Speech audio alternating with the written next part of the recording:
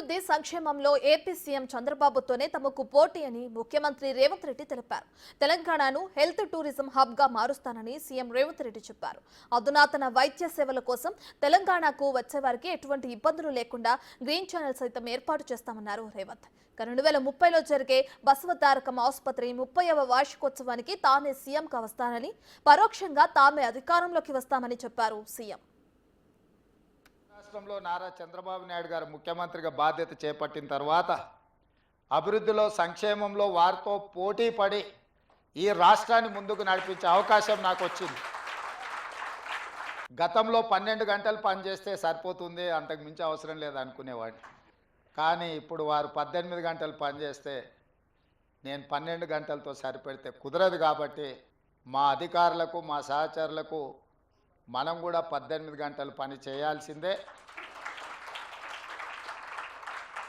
అభివృద్ధి విషయంలో సంక్షేమం విషయంలో పోటీపడి ఈ 2 తెలుగు రాష్ట్రాలు ప్రపంచానికే ఒక రోల్ మోడల్గా నిలబడాలి అని నేను భావిస్తున్నాను. ఆ దిశగా మా ఆలోచన, మా విధానాలు, మా నిర్ణయం ఉంటుంది. జబ్బులకు సంబంధించి ఇక్కడనే వైద్యం అందే విధంగా ఒక హెల్త్ టూరిజం హబ్ని డిజైన్ చేయాలని ప్రాథమికంగా మేము ఒక అంచనాకు వచ్చినాం.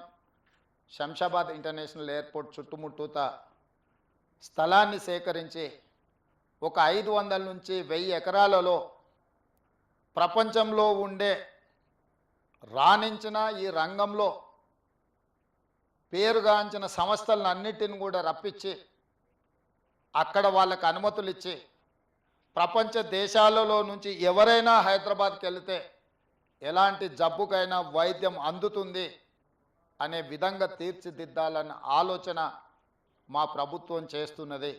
రాజకీయం, సంక్షేమం వీళ్ళిద్దరూ ఇంకా ముందుకు తీసుకెళ్ళాలి.